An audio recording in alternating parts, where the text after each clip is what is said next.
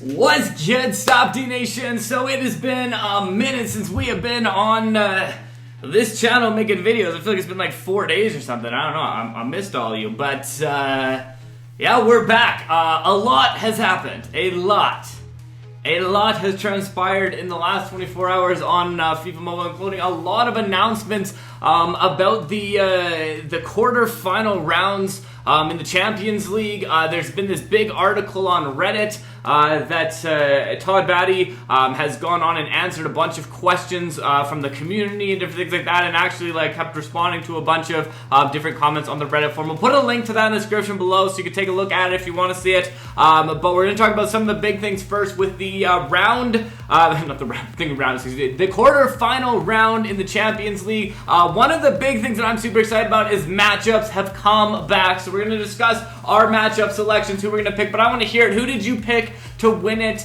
Put your comments in the comments below as we go through this. But basically, the round of 8. I don't keep saying round of 8. The quarterfinal round is going to be on. I think it's because it's got a giant 8. When you click on the thing, it's like giant 8, and so I just keep seeing like round of 8. But anyways, the quarterfinals matchups are live in the game right now. The one thing that they did say, this is really interesting and this is awesome, is the Icon tournament that we had last week. It is coming back. And it is not only just going to be a tournament, it is going to be a tournament for the Champions League, which I'm really excited about. And if you scroll down, they also have this that they posted, which said, one more reward for reading this far. You're going to want to have some Champions League players, any Champions League players on your weekend tournament team for important bonuses. Up to 6 if you can. Now, I was thinking about this and I'm like, okay, well, does this mean a good time for us to invest into them, or will it really make a difference? I kind of feel like it may fluctuate the market a little bit, but I feel like it's not going to be a huge change to it because there's so many Champions League players and we have no idea. Like, they could drop this event and have like a coin pack for they're probably not going to have a coin pack, but they could drop, an easy way to get those 6 players, something like that. So I'm not really sure, how it will affect the market, because I think the biggest thing when they had the kit thing that came out, it was the goalies, it was the keepers that they had. And so when you have a keeper in like a very specific team, it makes it, so those goal players are going to go up. But for this, you don't have to have it in that position. It can be in any of the 6 positions. So I feel like it's not going to make a huge difference in the market. Maybe at first, when people first see this, I'm like, whoa, or people start like suggesting you buy a bunch of them, it might inflate it. But I feel like it's not going to be big. But if you want to know, there you go.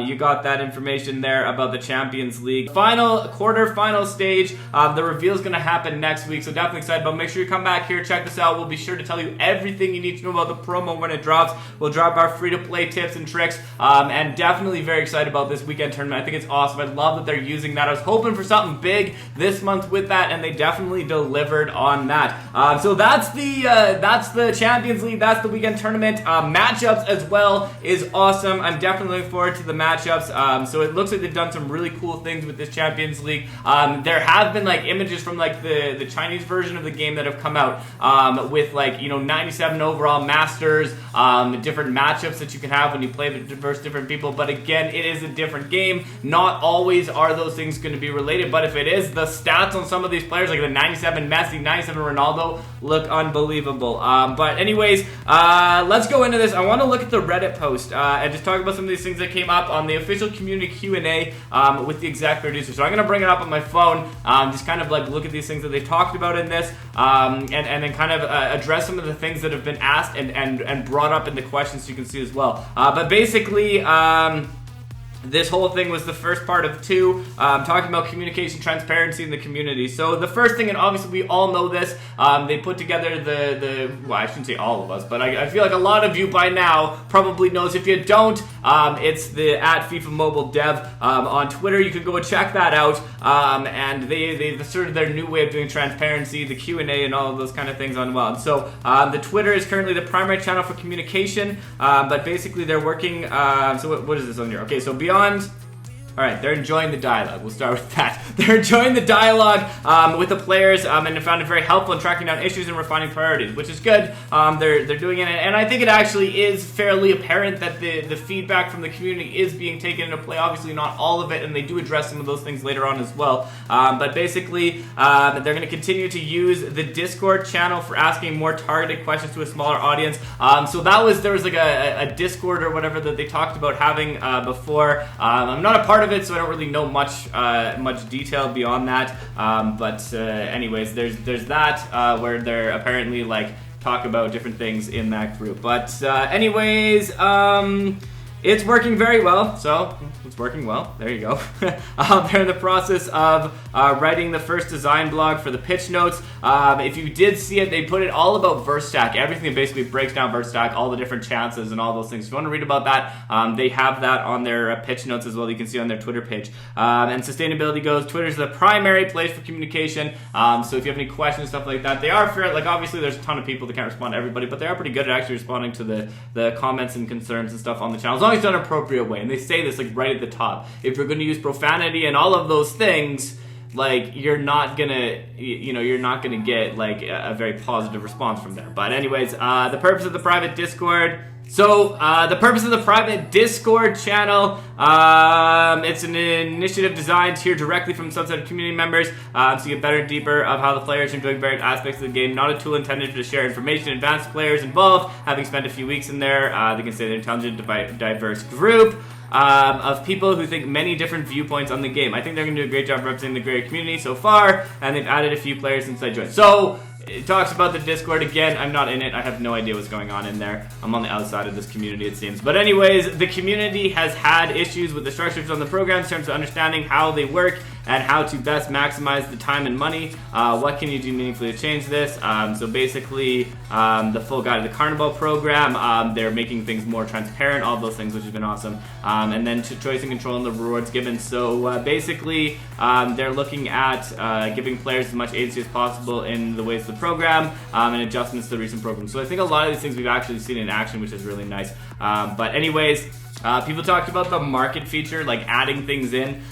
So they basically said that they're looking at doing it, but it's kind of a backlog, so it's kind of been pushed back to these things. Play a friend, they want that as well. It's on their radar of things to do, but they want to make sure that the game is stable and everything like that first. So that's been kind of one of those things that happens quite a lot in there.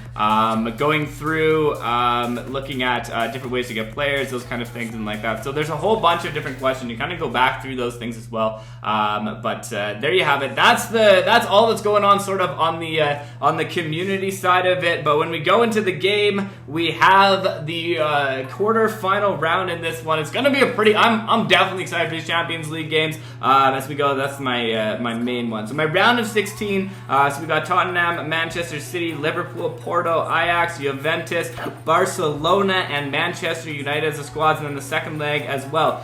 So obviously in the first leg, one of the teams could come out on top. That is how it works with this, and there is no option to draw. But if you look at here, someone said something about it here. Rewards will be granted. I think maybe it's in here. Someone said, okay, here. So if a match ends in a draw, you can claim an additional reward. So basically, for each matchup, choose the club you think will win in the real world match. Lock in your choice by claiming this dose of reward. If your chosen club wins, or if the match ends in a draw, you can claim an additional reward. So that's kind of cool. Basically, if it's a draw, everybody wins. If you pick the right team, then you win in this one. So the first one, we got Manchester City and Tottenham. I feel like Manchester City is probably going to be victorious in this one.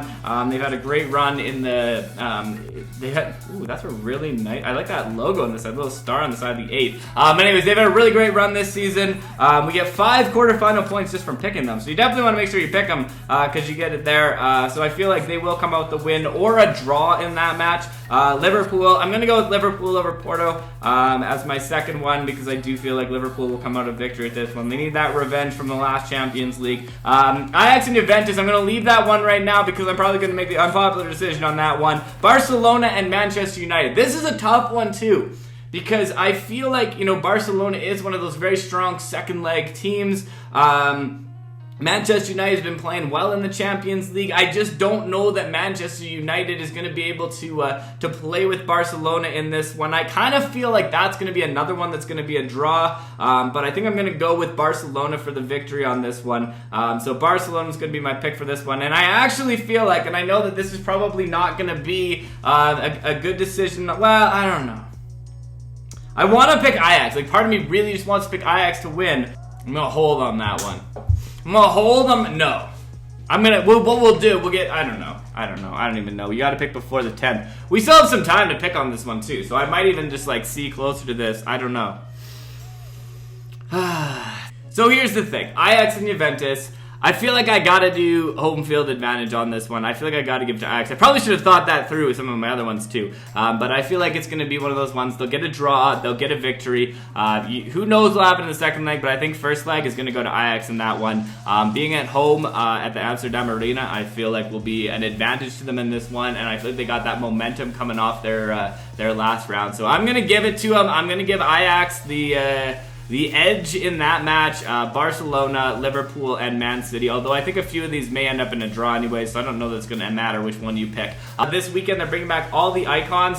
So each day is going to be one of the sets of icons that they've had in the previous round. So if you want to pick up any of those icons, you can pick them up. A lot of you have been asking though, should I spend my icon points or should I save them? Personally, I am going to save my icon points because these cards are already in the market. You can only pick them up in the market. Whereas in future weeks, maybe by holding on to them, you're going to get something. They did say that you can hang on to your icon points for future rounds as well. So I personally am going to hang on to my icon points until, to see what happens in future weeks. So it comes out, there's been a lot of great icons we haven't seen. Van der Sar doesn't have a regular icon. He's only got his prime icon card.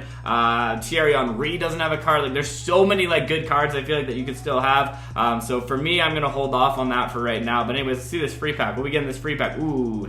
There you have it. Thank you for checking this out, and thank you for stopping by. It's been a pleasure as always. Stopde.